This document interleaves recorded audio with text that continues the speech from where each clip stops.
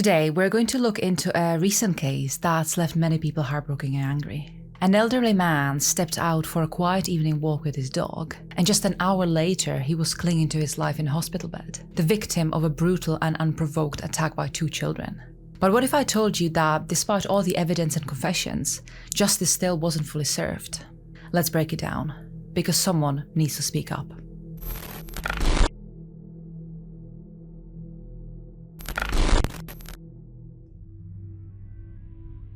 It was a warm evening of 1st September 2024 in a small town of Braunstone near Leicester in the UK. An 80-year-old man named Bhim Kholi was getting ready for his evening stroll with his pal of 15 years, Rocky. Rocky, who was a small black and white dog, got all excited as he saw his owner get up and walk over to his leash.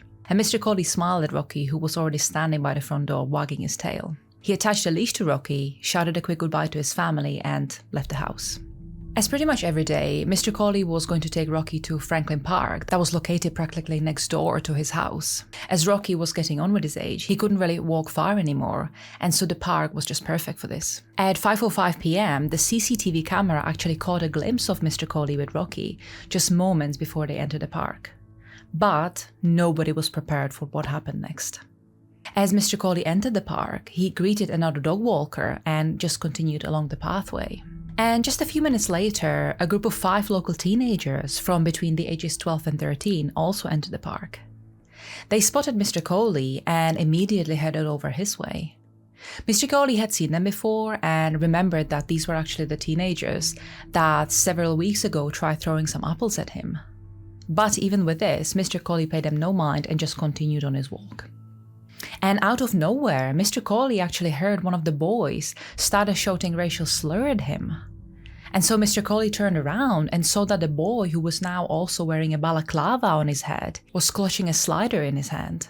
Now, slider is this type of a shoe, almost like a flip-flop, and the boy was wearing those that day.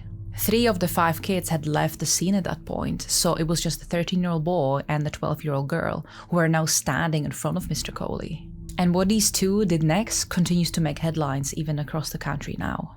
The 13-year-old initiator hit Mr. Kholi at the left side of his neck, and there was an audible crack, and this made the 80-year-old man fall onto his knees. But that is not where the attacker stopped. The boy first slapped Mr. Kholi across his face with the slider that he was still clutching, and then the boy started kicking Mr. Kholi in his torso, which ultimately made the pensioner collapse on the ground. Mr. Kholi tried calling his grandson for help, but nobody came to assist.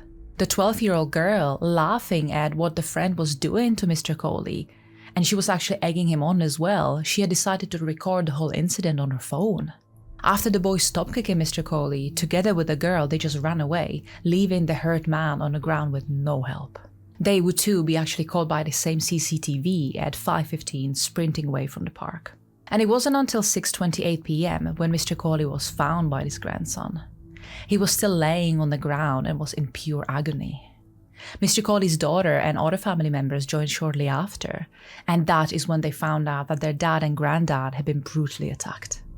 Mr. Kholi still managed to describe what had actually happened to him and was immediately taken into the hospital where he was treated overnight. But unfortunately, he would pass away the next day due to his injuries. The autopsy revealed that his neck injury caused trauma to his spinal cord and that he also had 3 broken ribs. And all of this was of course caused by the teenager in the park the day earlier. The police managed to quickly obtain the necessary CCTV footage, and so all the 5 teenagers were arrested. The 3 friends that had left before the attack were released shortly after, as they had not actually been there when the attack occurred. The girl who had pointed Mr. Kholi out to the group and then laughed and egged the attacker on was initially released as well, but due to evidence and further investigation, she too would end up being charged. The actual perpetrator, who had physically assaulted Mr. Kholi and evaded the police the longest, was charged just the day after he had been detained. There were several witnesses who claimed to have seen the teenager shortly after the incident took place, and that the attacker was even bragging about his actions. And people also came forward to say that Mr. Kholi was a gentle soul, and that he was never seen as aggressive. He loved to laugh and continued to take care of his plots of land where he grew vegetables. He was a big part of the community and the heart of his family, but never took himself really seriously. During the investigation, Snapchat messages were uncovered that were sent between the attacker and his friends. There, the boy claimed that he only attacked Mr. Kholi after he had seen the old man hit the girl and pull a knife on her. This, of course, was untrue, and no knife was ever found in the park or on Mr. Kholi's person. And after this, the attacker kept changing his story. At first, he claimed that he only hit Mr. Kholi after the old man hit him first, and then he actually pushed Mr. Kholi on the ground to get him away from the girl, and then he fell on top of him, which supposedly was what caused Mr. Kholi's fatal injuries. But then a letter that the boy had sent was found, and in this piece of evidence, the attacker revealed that, yes, he did commit the crime, and that he needed to release his anger. He also stated that he was now very scared as to what might happen to him and how long he would be going away for. A photo of Mr. Kholi was also discovered on the girl's phone that had been taken a week prior to the incident in the same park, suggesting that the group was actually targeting the man. She, of course, tried denying this during her interrogation, as well as the fact that she was encouraging the attacker in his actions, but nobody really believed her. She also never revealed to the police that she had filmed the incident, and that is exactly where both of their stories would begin to crumble apart. This footage was found buried in the girl's Snapchat messages, and it is exactly what helped to break the case wide open. It was really this piece of evidence that made it all clear that the two teenagers had been lying about their accusations against Mr. Kholi. It was also proof that they initiated the attack completely unprovoked. Now, this case was going on for a while, and at first the attacker was accused of Mr. Kholi's murder. But after a 6 weeks lengthy trial at the Lesser Crown Court, on the 8th of April 2025, the police actually revealed that the now 14-year-old boy and 13-year-old girl were both found guilty of manslaughter. The boy remains in custody while the girl has been let out on bail. And both are still to be sentenced during a hearing which is set to take place between the 19th and 20th of May 2025. But because of their age, their names remain undisclosed. And I think this is completely ridiculous. Look, the attacker knew what he was doing. He went on to assault an old man who had no way of defending himself.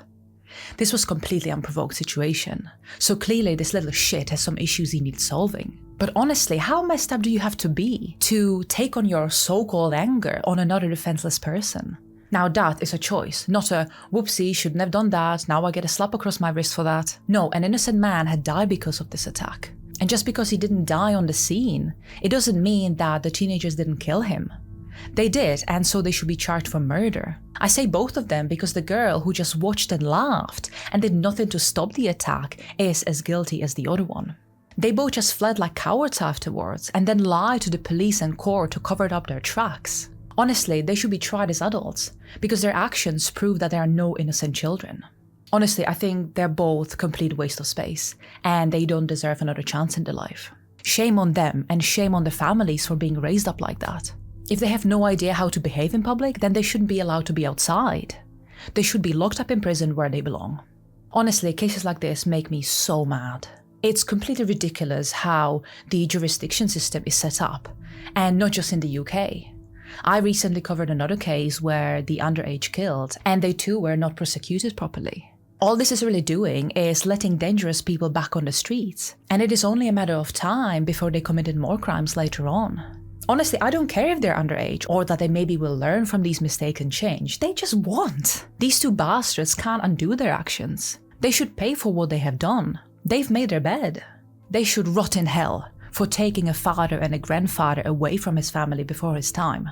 The problem is that everyone these days is just too lenient, and that is exactly why crimes like this are on the rise. There are no strict laws in place, and it feels like it is all set up to actually protect the perpetrators, not avenge the victims. I mean, there certainly are in this case. We don't even know their names or faces. And I really don't care if this is in place to supposedly protect the child. What about the welfare of the man they killed? Nah, they don't deserve protecting. Mr. Kholi will never return home because of them. And his family will always have an empty chair at their table. And all of this will be just a reminder that he was unjustly taken away from them. I just don't know how anyone can sleep soundly after making a verdict like this, especially the judges. It's just so messed up, and I am so sick and heartbroken of coming across stories like this all the time. Because most of these could have been likely prevented. And if not, then at least be punished properly. But of course, that is only if the state was actually on the side of the victim and not the murderers. So what can we actually take away from this? The fact that 2 teenagers were able to take an innocent life and get away with just manslaughter sends a very chilling message. What is the real cost of leniency? How many more lives need to be shattered before we demand real justice? I really want to know your thoughts on this case. Do you agree with the verdict? Do you think the system failed Mr. Kholi, or do we need more changes in how we deal with youth crime? If you feel the same anger and frustration, then please share this story. Let's get the conversation out there and make sure that no more victims are swept under the rug. Mr. Kholi might be gone, but his family will never forget him. His story will continue to echo, and it's up to us to make sure his death wasn't in vain. Thank you for watching, and I'll see you in the next one. Let's keep fighting for justice.